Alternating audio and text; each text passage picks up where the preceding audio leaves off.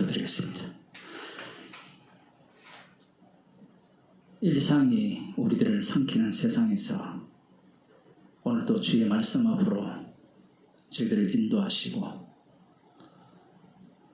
생명이 십자가에서 흘러나옴을 오늘도 맛보게 하옵소서. 예수님 이름으로 기도드리옵나이다.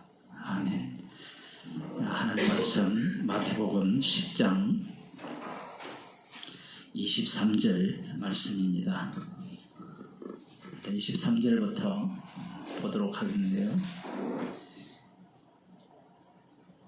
신약 성경 15조 마태복음 10장 23절 말씀 같이 읽도록 하겠습니다.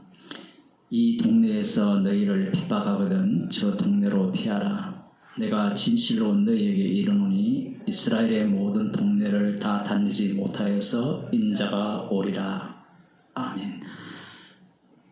제자들에게 말씀을 주셨는데 여러분들이 마태복음 10장을 읽으실 때 뭔가 포근한 느낌이 드는 내용이 있나요?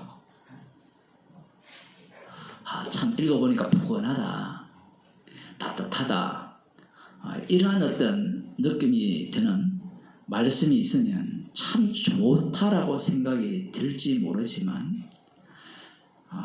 말씀을 조금 읽어보면 전쟁터입니다. 죽이는 자가 있고 죽는 자가 있고 핍박하는 자가 있고 핍박받는 자가 있죠. 왜 주님께서는 이 핍박받는 자 속에 미움을 받는 자 속으로 집어넣으시느냐? 그 이유는 간단해요. 생명이 십자가에서 나오기 때문에 그렇습니다. 생명이 십자가에서 나오지 않고 이 언어, 지식 거기에서 나온다면 이 핍박이라는 자체가 일어날 이유가 없는 겁니다. 심판도 십자가에서 나오죠. 예수님의 제자들은 성령을 받았기 때문에 그들의 입에서 나오는 모든 내용들은 예수님이 가르치신 내용이고 예수님이 가르치신 내용은 예수님 자기 소개였습니다. 그 자기 소개의 내용을 들여다보면 인자로서 이 땅에 오셔서 고난받고 죽으시고 부활하셔서 심판주가 되신다는 내용을 소개하셨어요. 유대인들 입장에서는 그것을 받아들일 수 없고요. 유대인들이 못 받아들인다는 것은 이방인들은 더더욱 못 받아들이는 겁니다. 유대인들 저거들은 못 받아들였으니까 우리들은 그냥 쉽게 받아들일 수 있을 것이다. 천만의 말씀이에요. 유대인들은 인류의 대표입니다. 오늘 본문을 보면 상당히 어려운 말씀을 하고 계세요. 이 구절이 사실은 난제거든요. 왜 난제냐라고 할 때는 이 동네에서 너희를 핍박하거든 저 동네로 피하라. 이 말씀도 사실은 엉터리로 해석을 합니다. 이 동네에서 핍박하면 저쪽으로 피하라. 피하는 경우도 있고 얻어 터지는 경우도 있죠. 예수님께서 말씀을 하실 때 말씀하셨으면 사도행전에서 이 말씀대로 진행되는 것을 보여주면 얼마나 쉽습니까? 그런데 말씀이 이렇게 이루어질 때 일관성이 없어요.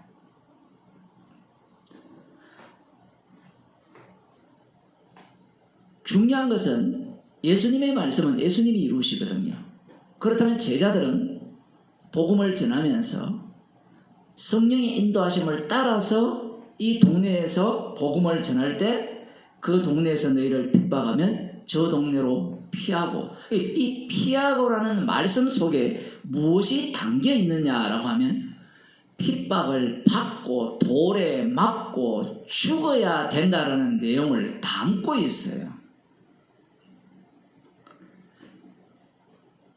이미 산상설교의 시작을 할 때 예수님께서 말씀하셨잖아요. 선지자들이 예수님 때문에 미움받고 핍박받고 고난받았어요. 그걸로 끝이 아니었죠. 선지자들이 죽임을 당했습니다. 그 내용을 다 담고 있는 겁니다. 단순히 예수님께서 제자 도를 가르치니까 제자들이 한 수 배워서 이렇게 살겠습니다 라는 식으로 말씀은 진행되지 않아요. 그리고 이 말씀을 이렇게 듣고 배웠지만 예상하는 대로 이 사건은 진행되지 않습니다. 예수님께서 이제 어려운 부분을 말씀하셨는데 내가 진실로 너희에게 이르노니 이스라엘의 모든 동네를 다 다니지 못하여서 인자가 오리라 이렇게 말씀을 하십니다.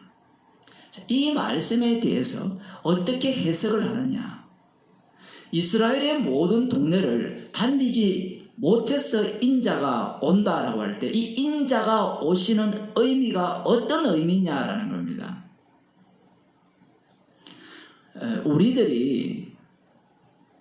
우리들이 말씀을 대할 때 성령을 빼버리죠. 성령을 빼버리면 예수님의 말씀을 누구의 방식으로 해석을 하느냐라고 하면 유대인들 방식으로 해석을 해요. 출석들을 이렇게 보면요.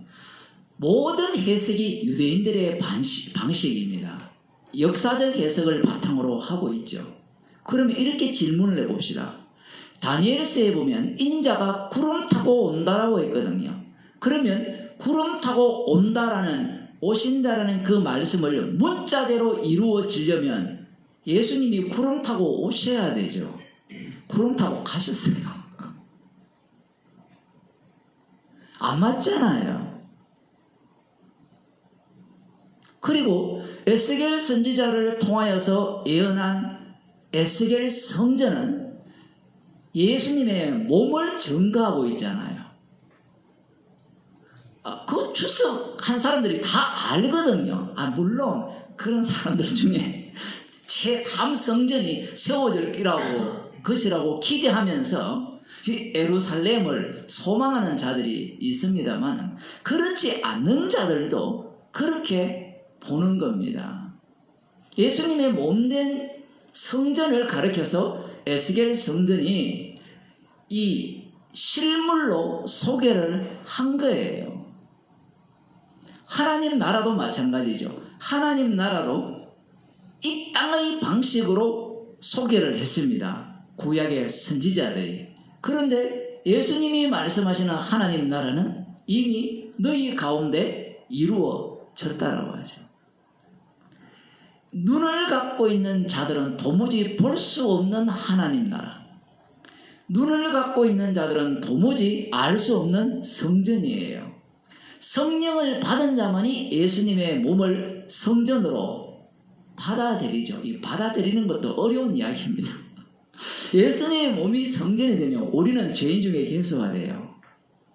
예수님의 몸이 성전이 되면 내 죄 용서받아서 나 구원받았는데 이런 얘기가 아니라 몸된 성전을 증거하는 성전이죠. 내 몸이 성전의 일부분들이잖아요. 지난 주일날도 그런 말씀 드렸습니다만 너희 몸이 성전이라는 말씀은 너라는 1인칭을 이야기하는 것이 아니라 너희들이에요. 한 사람으로서는 성전이 절대로 될 수가 없습니다. 그래서 성경의 모든 말씀들은 너희들, 우리, 그 산상설교에서 하늘에 계신 우리의 아버지, 나의 아버지가 없어요. 물론 도마가 나의 주, 나의 하나님이라는 것은 대표적 고백이라고 보셔야 되고요. 개별적인 나의 주, 나의 하나님은 없습니다. 그런데 기존 교회에서는, 우리가 배운 교회에서는 모두가 다 나 중심, 1인칭으로 가버립니다. 내 몸이 성전이다. 저도 그렇게 생각을 했었거든요. 뭐 중고등학교 때 이렇게 말씀을 배우면 뭐 대학생 때도 그랬습니다만은 이러한 부분에 대해서 분명히 얘기해 주지 않아요. 그렇다 보니까 신앙생활을 홀로 하는 사람들이 발생하죠. 내만 천국 가면 되는 겁니다. 교회는 더더욱 안 모이는 거예요. 왜냐하면 왜 안 모이는가 하면 교회는 개판이잖아요. 그 교회는 개판이니까 저거는 교회 아니니까 진짜 교회는 어디냐 하면 내 몸이 성전이다라고 주장을 하기 시작하는 겁니다. 그때부터는 교회 안 오죠. 안 오니까 신앙생활 엄청 잘하죠. 근데 모이니까 어때요? 십자가를 드러내려면 죄가 나와야 되거든요. 내가 알지 못하던 죄가 나와요. 성령께서 하시는 일은 내가 예상도 못했고 알지도 못했던 죄를 끄집어내면서 십자가의 피를 증거하는 이 정인으로 우리를 다루시는 겁니다. 다시 말씀으로 돌아가면 이 인자, 그 인자의 의미, 에스겔 7장을 보면 여러분이 다 아시겠지만 한번 읽어봅시다. 예. 다니엘 7장입니다. 예, 다니엘 7장 13절에 보면 내가 또 밤 이상 중에 보았는데 인자 같은 이가 하늘 구름을 타고 와서 옛적부터 항상 계신 자에게 나와 그 앞에 인도되매 그에게 권세와 영광과 나라를 주고 모든 백성과 나라들과 각 방언은 자로 그를 섬기게 하였으니 그 권세는 영원한 권세라 옮기지 아니할 것이요 그 나라는 패하지 아니할 것이니라. 예수님 당시 남은 자 유대인들입니다. 그들이 기다리는 인자는 바로 이 인자예요. 구름을 타고 와서 영원한 권세를 행세하시면서 모든 백성과 나라들과 각 방언은 하는 자를 다스리는 그들이 섬기는 인자예요. 그런데 예수님이 어떤 모습으로 이 땅에 오셨습니까? 처녀의 몸에서 잉태가 되었고 구유에서 태어나셨어요. 안 맞죠? 그러면 구약에서 처음부터 그렇게 말씀해 주시면 안 됩니까? 라고 이렇게 우리는 이렇게 뭐랄까요? 그런 어떤 질문을 던질 수 있는데 처음부터 말해도 못 알아들어요.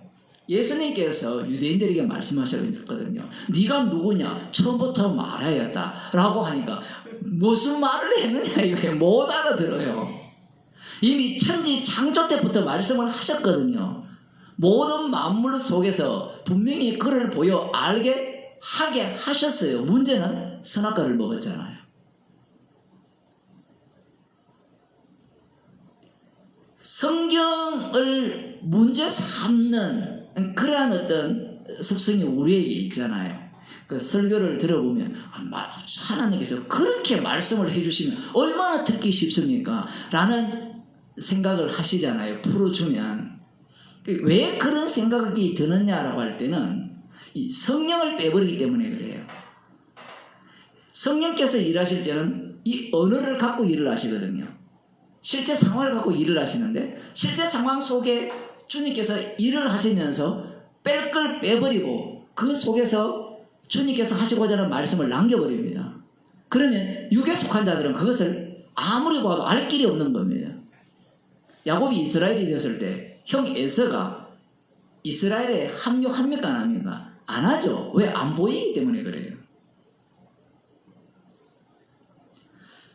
예수님께서 인자가 오리라 이 말씀을 하시니까 나중에 예수님께서 부활하신 이후에 승천하시기 전에 성령을 보내주겠다. 아버지께서 약속한 것을 보내주겠다라고 하니까 제자들이 뭐랍니까? 하나님 나라를 회복하심이 이때니까 라고 질문을 하죠. 그 질문이 왜 나왔느냐라는 겁니다. 이 말씀과 연결을 해보면 이스라엘 동네를 다 다니지 못해서 인자가 오리라 했잖아요. 그러면 약속한 그분을 보내주겠다라고 했을 때 우리들이야 관람자니까 다 알잖아요. 그게 아니라는 거예요.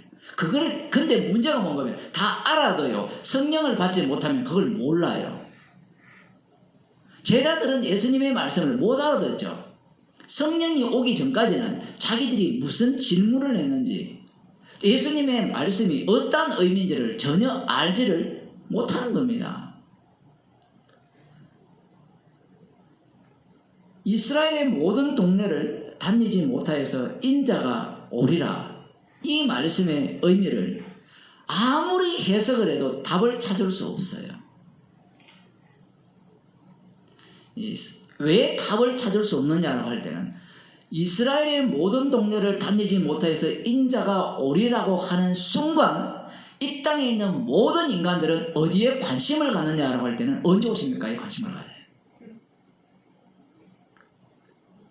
성경이 언제 오시는 걸 증거하고 있습니까? 십자가를 증거하고 있습니까? 십자가를 증거하고 있죠. 그런데 우리들은 이런 말씀을 보면 갑자기 갸우뚱하죠. 왜 그렇습니까? 이스라엘의 모든 동네를 다니지 못하여서 인자가 온다고 했으면 지켜야 안 되느냐라는 거예요. 그 지키라는 그 의미, 누구 입장에서 지키라는 거예요? 자기 입장이에요. 예수님은 영이시잖아요. 그 영의 말씀을 인간들이 못 알아듣거든요. 지금 예수님이 인자로 오셨습니까? 오시지 않았습니까? 오셨죠. 벌써. 지금 말고 지금 성경에 말씀하시는 분이 인자잖아요. 병을 고치는 것은 자신의 피로 죄를 용서하고 사망에서 생명으로 옮기시는 일입니다. 성령이 임했으니까 가난한 자에게 복음이 전파되잖아요. 그 가난한 자가 누굽니까?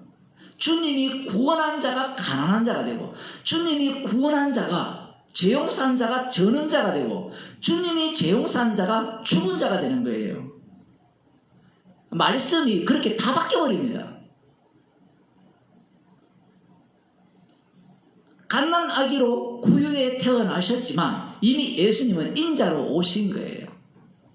그런데 인간의 입장에서는 시차가 있잖아요. 시차. 인자가 구름 타고 온다고 했을 때 영원한 왕권을 갖고 오신다 했잖아요. 그 영원한 왕권은 언제 가지십니까? 인자가 죽어야 되죠. 죽고 부활하고 3일 만에 부활해서 하나님 우편의 자리에 앉으시고 그 다음 언제 와요? 제일 밑에 해야 되잖아요. 그런 식의 논리라면. 이 시간 개념을 십자가 사건으로 다 뭉쳐버립니다.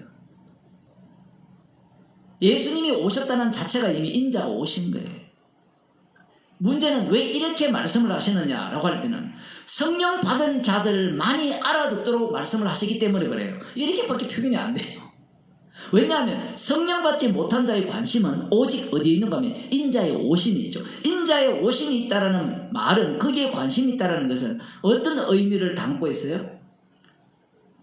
누가 오신다 하면 그 다음 뭐 해요? 준비하죠. 지금 예수님 당시에 이 유대인들이 메시아가 오실 것을 기대하면서 준비하고 있잖아요. 얼마나 철저하게 준비를 했습니까? 율법의 어른은 흠이 없는 모습으로 준비를 했어요. 누가 봐도 천국 들어가는 1순위, 뭐 브라만교회면 브라만 계급이에요.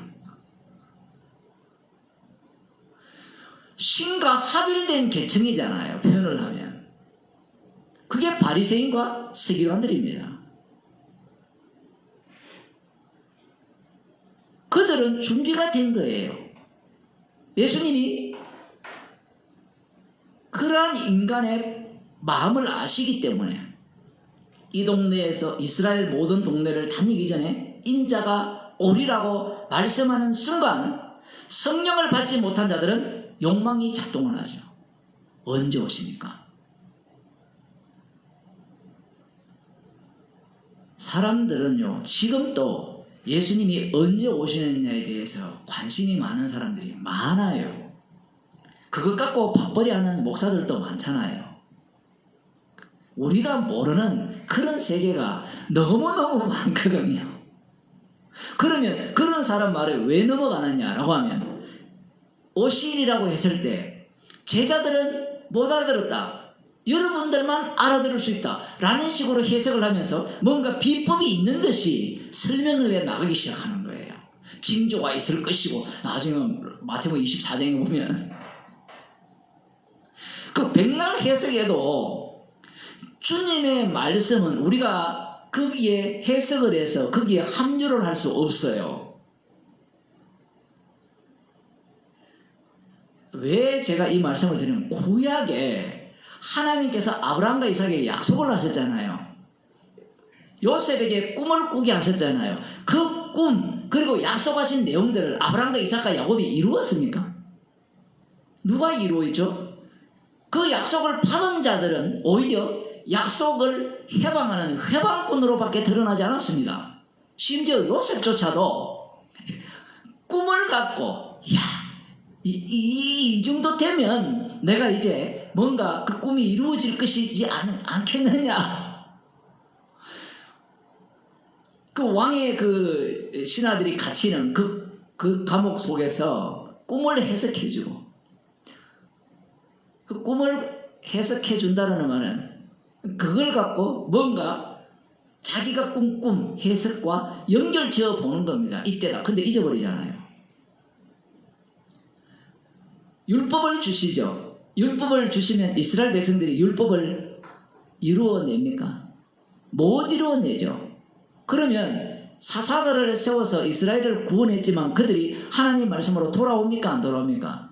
안 돌아오죠. 왕을 달라 해서 왕을 주니까 어떻게 해요? 왕이 선두에 서서 우상 숭배하는 소굴로 만들어버려요. 선지자들을 아무리 보래도 선지자들이 외치는 그 외침을 그들이 듣습니까? 안 듣습니까? 안 듣죠. 그 외침을 하나님께서 친히 이루어 내시는 겁니다. 구약에 다 나오거든요. 그런데 신약 성경을 보면 마치 자기들이 이 말씀을 듣고 순종하여서 거기에 합류할 수 있다라고 생각을 하는 그 착각. 그 구약을 다 교훈으로 가르쳐서 그래요. 쟤들은 왜 선지자들이 외치는데 말 안 들었어? 그럼 우리들은 들을 수 있다라는 거예요. 십자가가 이 세상에서 일어났다는 것은, 십자가 사건이 일어났다는 것은 너희들은 말씀을 지킬 수 없다라는 이야기입니다. 그러면 성령 받으면 지키지 않느냐? 구약에 하나님의 신 임한 사람 봤죠? 하나님의 신 임한 사람이 이 하나님의 일하시는 그 해방꾼이에요. 그 대표적인 인물이 누굽니까? 사도 바울이잖아요. 죄인 중에 개수라는 말은 자기가 주의 일이 회방꾼이라는 말이잖아요. 그거 아니에요? 제가 잘못 해석합니까? 성령 받은 사도 바울이잖아요. 성령의 인도하심이 없으면 그리스도의 사람이 아니라고 단호하게 외친 그 사도 바울이 자신을 뭐라 합니까? 죄인 중에 개수라죠. 그러면 성령의 일은 누구의 일입니까? 주님의 일이죠. 주님의 일은 주님 홀로 다 이루었고, 그럼 자신은 뭐예요? 주님을 십자가에 못 박는 그 복음의 회방꾼으로서 그 자리에 역할을 했을 뿐이라는 이야기입니다. 그런데 사람들은 말씀을 그렇게 안 보잖아요. 어떻게 봅니까? 성령을 받았으니까 정말 주의 뜻대로 살았고 복음을 전했고 가라면 갔고 오라면 왔고, 그 가라면 갔고 오라면 왔으니까 죄인 중에 개수라는 말을 못 알아듣는 거예요. 사도 바울이 죄인 중에 개수라고 말을 하니까 겸손을 떨었다. 겸손이 아니고 십자가 아니죠. 십자가 안에서 하니까 뭘 해도 뭐가 돼요? 죄가 되는 거예요. 이것은 납득이 안 되죠. 이해가 안 되고 설득이 안 되잖아요. 아니, 주께서 시켜서 오늘 오셨잖아요. 그게 죄입니다라고 하면 그러면서 그게 왜 죄냐고, 주님이 시켜서 왔는데 말귀를 못 알아듣죠. 분명히 성도는 그리스도 안에 사는 자라 했잖아요. 그리스도 안을 성경에서는 에베소서에 보면 십자가 아니라고 표현하거든요. 구약적으로 보면 언약궤 아닙니다. 피만 자랑한다는 거예요. 뭘 해도. 이것은 성령이 가르치지 않으면 알 수 없는 겁니다. 성령이 안 가르치면 무엇으로 판단을 해요? 행위를 갖고 판단을 하죠. 내가 선한 뜻으로 이 일을 했으니까 이것은 주의 뜻이야. 맞죠?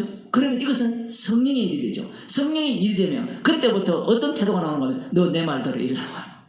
그게 오늘날 목사들이 하는 짓이에요. 그저께 우리 교제할 때 교회 가면 그룹들이 있는데 성령의 음성을 듣는다 하잖아요. 성령의 음성을 듣고 그런 동네는 안 가보셨어요? 듣는다 그러거든요. 나는 성령의 음성을 들었다라고 하는 순간 그 다음 못 듣는 사람은 어떻게 돼요? 그 사람 말을 들어야 돼요. 성령의 음성을 들은 내용을 한번 들어봅시다면 십자가를 자랑한다면 진짜 성령의 음성을 들은 사람이에요. 교황이 하나님의 음성을 듣는 게 되게 어렵대요. 이 구라를 쳐도 무조건 뭘 들어요? 성경이 말씀이 눈앞에 있는데 로마서도 안 읽는 모양이에요. 말씀이 눈앞에 있다는 것은 성령께서 이미 자기 백성과 함께 거하신다는 거고 주님이 그와 동행한다는 얘기거든요. 그런데 뭔가를 듣겠다라는 것은 말씀을 집어 던지겠다는 거예요. 제가 그저께 그런 설교했죠. 신접한자. 아마 설교 들은 사람 깜짝 놀랐을 겁니다. 성도들을 신접한자라 했잖아요. 신접한자입니다. 성도들은 신접한자죠. 성령을 받은 자. 성령을 받은 자와 신접한 자의 차이가 뭐예요? 같은 단어인데 다른 점이 뭐예요? 신접한 자는 누구를 위해 살죠? 자기를 위해 살죠. 성령을 받은 자는 다시는 자기를 위해 살지 않고 대신 죽은 자를 위해 살죠. 대신 죽은 자를 위해 산다는 것은 십자가 피 외에는 자랑할 것이 없는 자로 살아간다는 말씀입니다. 그런데 인간들은 신접한 자를 꿈꾸죠. 성령의 음성을 듣고 성령이 내주하기를 간절히 갈망합니다. 유튜브에 보면요 그런 내용이 가득해요. 영에 충만한 사람. 그래서 들어가 보면 무당이에요. 무당. 무엇이 되고 싶으냐 할 때는 신과 내가 합일이 되어가지고 내가 하는 모든 일이 주의 뜻이기를 바라는 겁니다. 그것만 노릴까요? 아니죠. 그 다음부터 신의 주의 뜻이니까 너희들 내 말 들으라. 지가 하나님 행사하고 싶어 하는 거예요.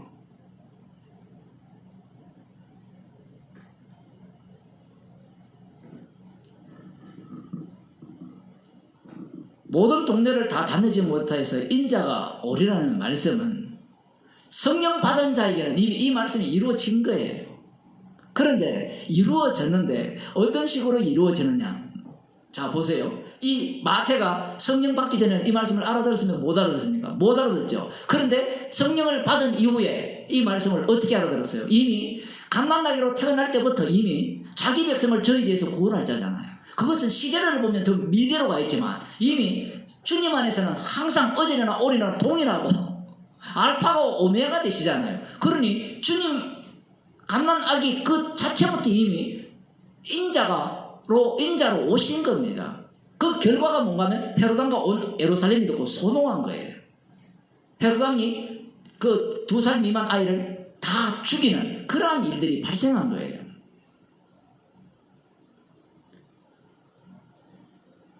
사도행전 7장을 보면요. 우리들이 잘 아는 서대환 집사님이 돌에 맞아 죽는 사건이 등장을 하는데요. 상당히 독특한 이야기를 합니다.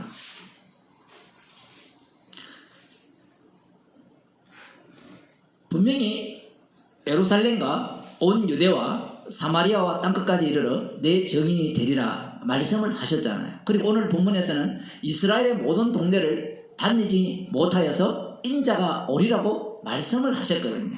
그런데 이 말씀의 의미는 앞뒤 마태복음 10장에 그 1절부터 나오는 그 뒤까지 나오는 전체 내용을 살펴보면 이 의미가 어떤 의미인지가 분명해져 버려요.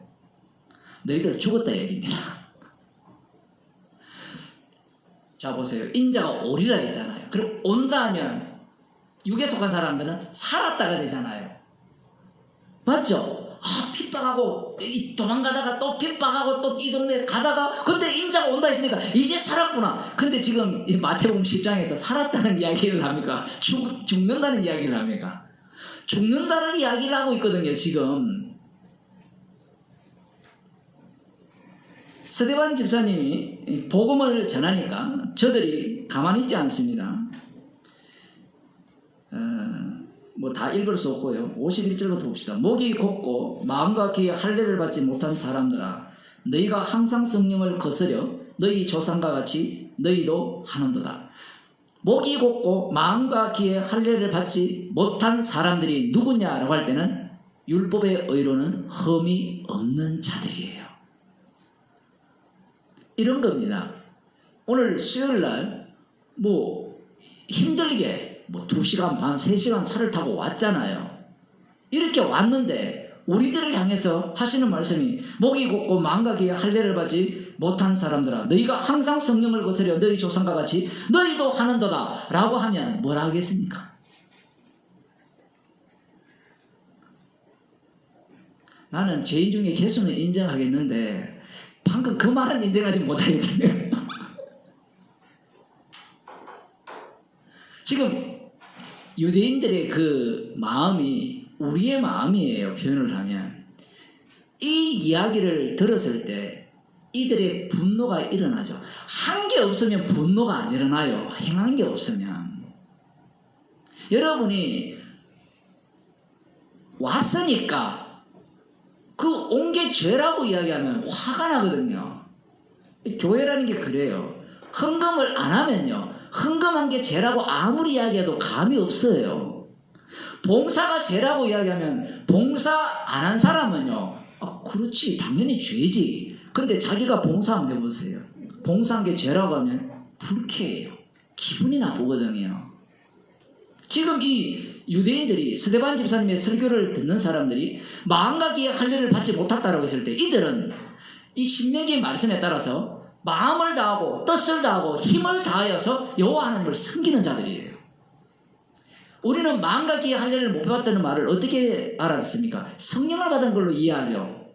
근데 성령 받았다는 증거가 뭐예요? 이 유대인들이 신명기에 나오는 마음의 할례를 받아라고 또 지시를 하거든요. 그럼 마음의 할례가 뭐냐라고 구약 사건을 통해서 들여다보면 마음의 할례가 뭐였습니까? 율법대로 사는 거예요. 마음을 다하고 뜻을 다하고 힘을 다해서 율법을 지키는 겁니다. 안식일을 지키는 거고 부모를 공경하는 거고 여호와를 경외하는 거예요.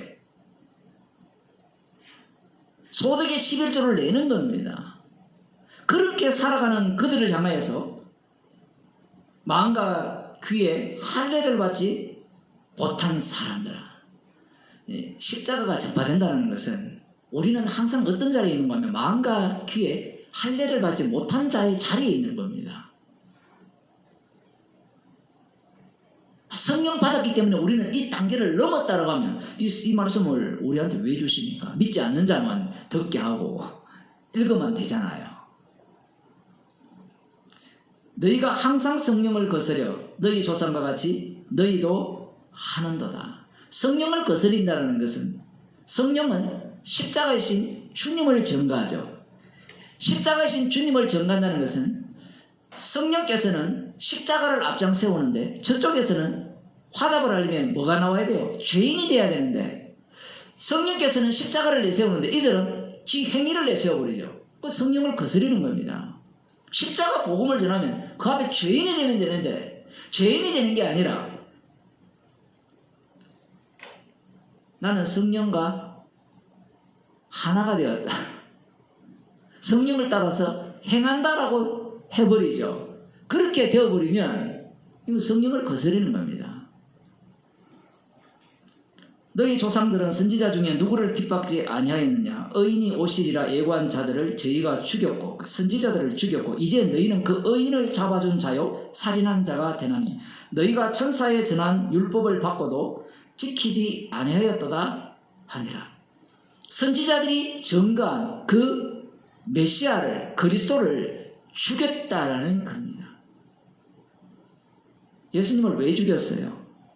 자칭 하나님이라 했고 성전을 못 오겠죠. 그래서 죽였잖아요.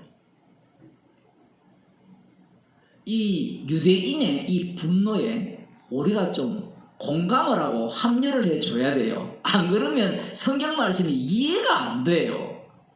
우리는 바깥에 팔짱 끼고 저들이 예수님을 죽일 때 하나님을 모독했고 그리고 성전을 회방하는 그러한 어떤 짓을 잘못되었다라고 해버리잖아요. 그러면 그들 마음에 전혀 동참을 못하는 겁니다. 우리의 본심은요, 이 유대인들과 다르지 않아요.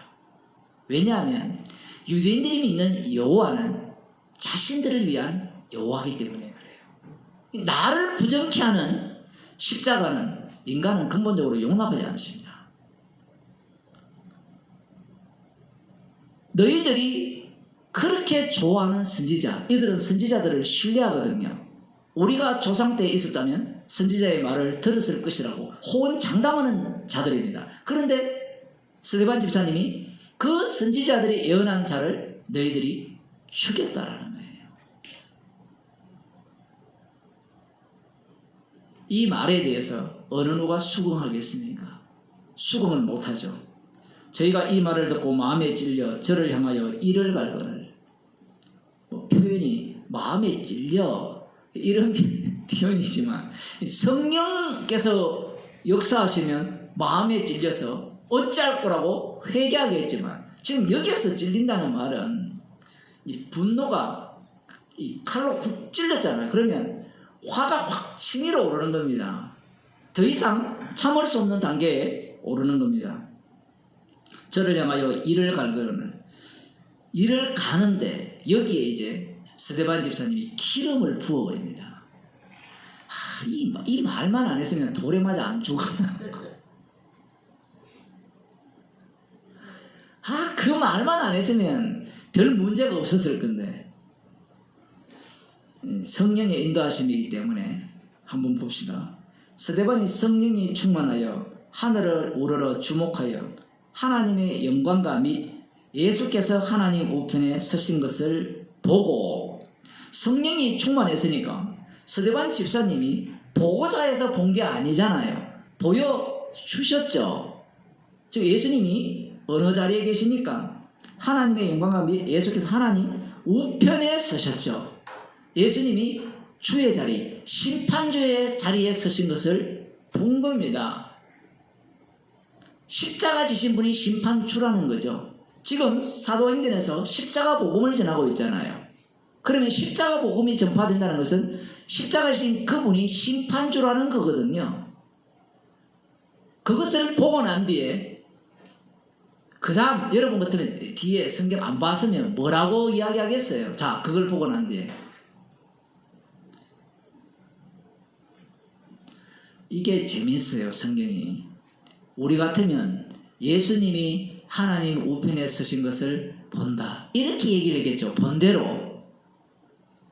그런데 말하되 보라, 하늘이 열리고 인자가 하나님 우편에 서신 것을 보노라 한데, 인자라고 표현을 해버리죠. 인자. 그러면 지금까지 이들은 예수님이 주라는 복음을 들었잖아요. 그들에게는 복음이 아니지만 예수님이 주시라, 주와 그리스도가 되신다라는 그러한 메시지를 계속해서 들었단 말입니다. 그러면 인자가 하나님 우편에 서신 것을 본다라는 말을 이들은 어떤 식으로 이해를 해요? 자기들이 십자가에 못 박은 그 예수가 하나님 우편에 계신 인자요, 그 인자가 구름을 타고 오셔서 모든 만국을 다스리고 섬김을 받고 영원한 권세로 통치하는 그분이다라고 들린 겁니다. 중요한 것은 성령께서 스데반 집사님의 설교를 듣는 모든 사람들의 눈을 열어서 보여주면 얼마나 좋아요. 제가 이 얘기를 왜 하는가 하면요, 어떤 목사들이 설교를 할 때 보여주려고 해요. 그걸 보여주면 믿을 것이라 생각하고 또 보여줍니다. 옛날에 그런 거, 이 체면수를 배워와가지고 이 요한계시록에 나오는 12진주문도 보여주고 생명과 따먹는 것도 체험까지 해주거든요. 거기에 미쳐버려요. 그게 어떻게 가능하냐? 불가능은 없습니다.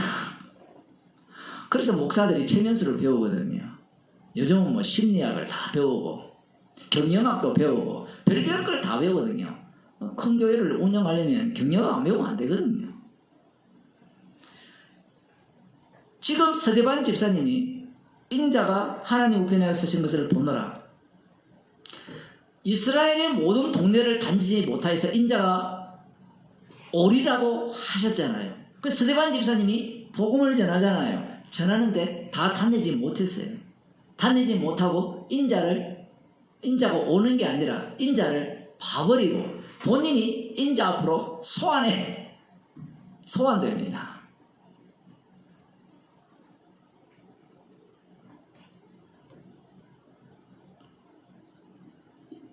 이 동네에서 핍박하면 저 동네로 피하고 이스라엘의 모든 동네를 다니지 못하여서 인자가 오리라는 말씀의 의미는 우리 쪽에서 아무리 해석해도 해석이 안 돼요. 이것을 달리 표현하면 이미 예수님께서 심판주로서 그들과 함께하고 계신 겁니다. 이후에 성령을 받게 되면 이 제자들이 이 동네를 다 다니지 못하여서 인자가 오리라는 말씀 속에 합류를 당해요.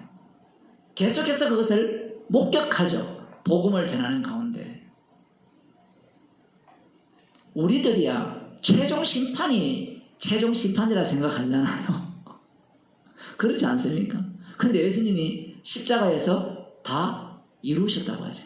십자가에서 끝냈습니다.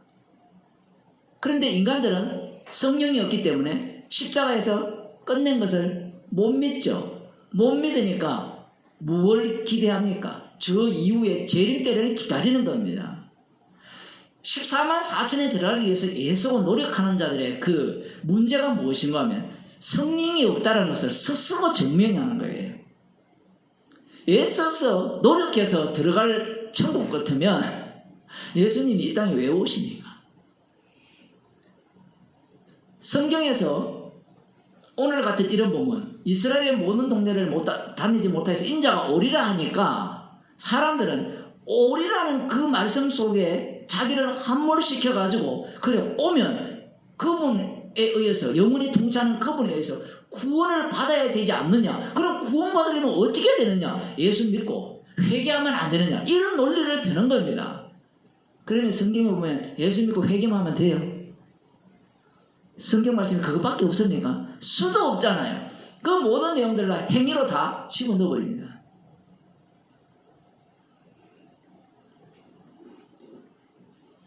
못 알아듣죠?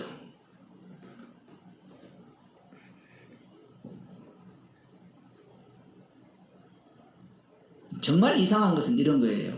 사상설교를 보면 심령이 가난한 자는 복이 있고 애통하는 자는 복이 있고 그 다음 온유한 자, 의에 줄이고 목마른 자, 마음이 청결한 자, 화평케 하는 자, 의를 위하여 핍박을 받는 자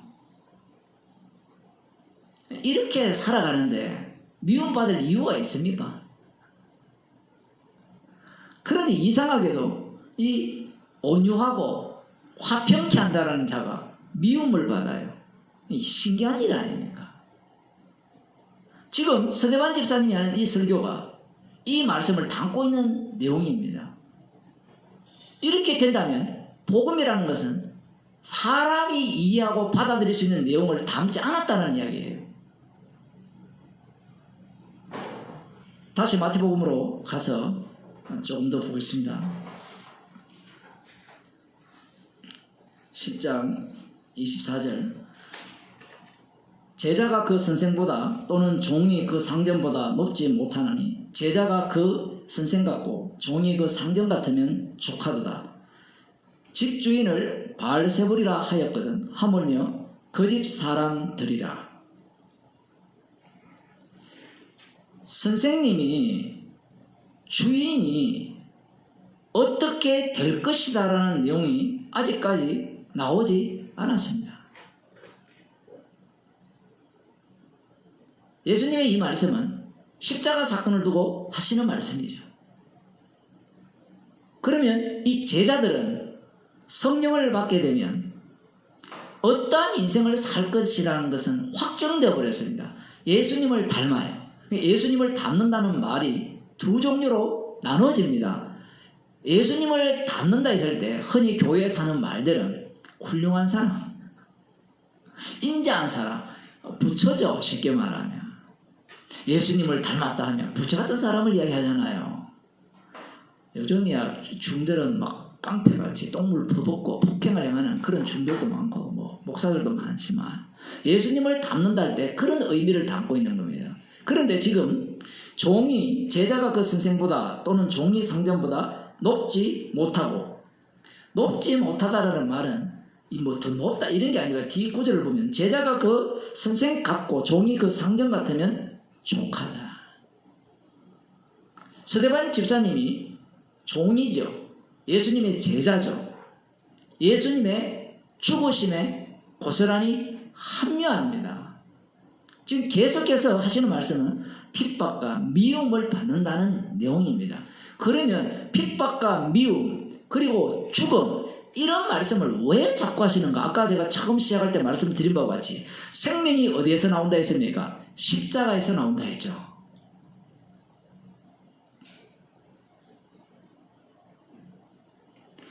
독특한 것은 예수님의 증인으로 살아갈 때 그 예수님의 증인을 안 믿는 사람이 아니라 믿는 자들이 뭐라고 하느냐라고 하면 바알세불이라 한다는 거예요. 신기하죠? 예수님을 향해서 바알세불을 힘입어 귀신을 쫓아낸다라고 하거든요. 이 말씀이 사실은 마태복음 12장에 나오거든요. 그래서 아까 인자가 오리라는 말씀을 제가 시제를 바꿔버린 겁니다. 이 말씀이 되어지려면 그 집주인을 바알세불을 하였거든 이라고 했으면 마태가 성령을 받아서 기록했잖아요. 그리고 바보가 아닌 이상은 자기가 말하는 것에서 모순을 갖고 이야기 안 하잖아요. 우리가 글을 쓸 때 글을 한 번만에 쫙 써가지고 끝내는 사람 없잖아요. 저 같은 경우는 한 번에 쓰지만 설교 같은 경우에 대부분 사람들은 다 뭘 합니까? 교정을 하고 그 뭐랍니까? 그 전문 하여튼 단어도 생각 안 나네. 다시 보거든요. 앞뒤가 맞는지 안 맞는지. 이런 이야기를 10장에 가져왔다면 차라리 12장 사건을 9장이나 8장, 7장에 갖고 와서 예수님을 향해서 저 봐. 그전에도 귀신을 쫓아냈거든요. 병자를 고쳤잖아요. 그러면 귀신의 왕 바알세불을 입에서 쫓아냈는데 이런 얘기를 해놓으면 되는데 없어요. 그래서 이 사람들은 앞에서 사건이 있었을 것이다. 그러면서 이걸 했다. 그렇게 성경을 해석하는 게 아니에요. 있고 없고의 문제가 아니라 예수님 자신은 이미 그 당시에 여호와 하나님을 믿고 있는 자들에 의해서 귀신의 왕 바알세불을 힘입어서 귀신을 쫓아낸다. 예수님 자신이 귀신의 똘말리라는 겁니다. 그러면 너희들도 더 크지 않고 나와 똑같다라는 겁니다. 그러면 제자들이 복음을 전할 때 어떤 소리를 듣는가 하면요. 귀신의 왕 바알세불을 힘입어서 쫓아낸다라는 이야기입니다. 이 재밌는 게 유대인들이 귀신의 왕 바알세불은 자기들에게 무엇을 가져왔습니까? 저주를 가져왔죠. 저주를 가져왔잖아요. 구약 이스라엘 백성들이 바알을 섬기다가 저주를 받았잖아요. 그러면 예수님이 귀신의 왕 바알세불이 원래 단어인데 바알세불을 뭐 엉터리라 그건 별 의미가 없고요. 바알세불을 힘입어서 쫓아난 데 있을 때 이 예수라는 작자는 우리에게 뭘 가져오는 작자라는 거예요. 저주를 가져오는 작자라는 겁니다. 십자가가 저주의 축복이에요. 저주죠. 교회를 다니는데 복음을 듣는데 십자가만 계속 이야기하면 우리를 뭘로 취급하는 겁니까? 죄 중에 개수로밖에 취급하지 않잖아요. 그런 이야기를 누가 듣기 좋아하겠습니까? 여러분 십자가를 믿으면 죄가 용서되고 죄가 용서된 이유는 하늘의 신령한 축복이 여러분에게 주어집니다. 그렇게 외치면 그 목사에게 귀신의 왕 바알세불을 힘입어서 복음을 전한다 할까요? 안 할까요? 하지 않죠. 그런데 십자가 외에는 잘할 것이 없습니다. 우리는 십자가 외에서는 모두 죄인입니다라고 외치면 뭐라고 하겠습니까?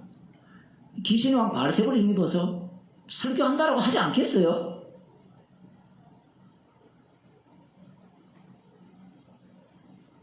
십자가 자체가 조롱거리고 저주거리잖아요.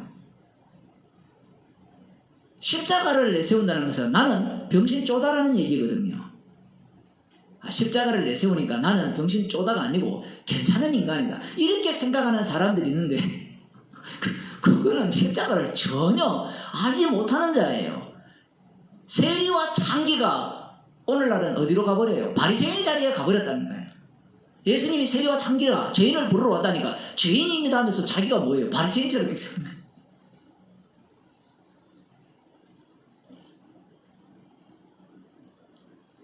고린도후서 5장을 한번 보고 마치겠습니다.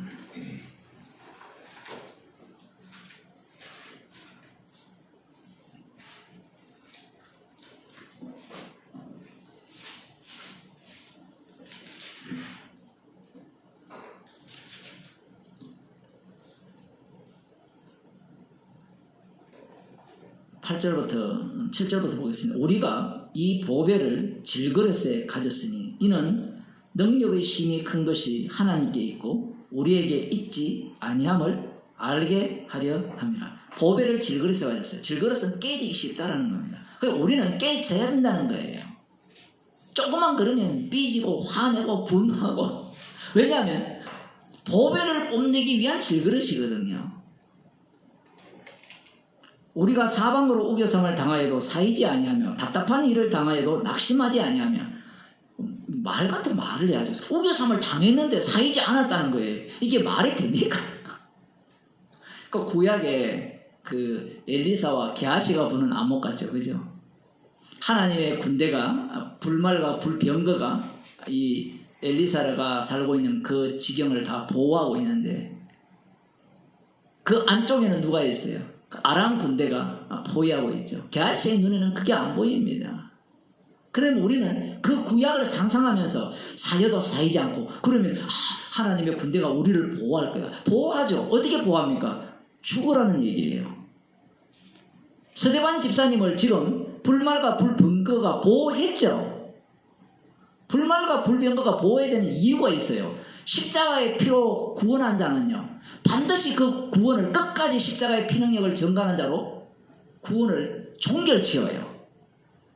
그게 천사들이 하는 일이거든요. 핍박을 받아도 버림받지 아니하며 거꾸로 트림을 당하여도 망하지 아니하고. 이 말을 하는 이유는 복음을 모르는 자들이 볼 때는 핍박을 당하면 버림바 되었다라고 생각을 해요. 그게 사람들의 생각입니다. 복음을 전하다가 복음을 전할 곳이 없어요. 그러면 사람들이 어떤 평가를 내립니까?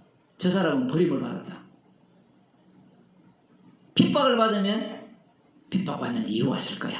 복음을 제대로 안 전해서 그럴 거야. 복음을 안 전하고 가짜 복음을 전해서 그럴 거야. 사람들의 논리가 다 그런 거예요.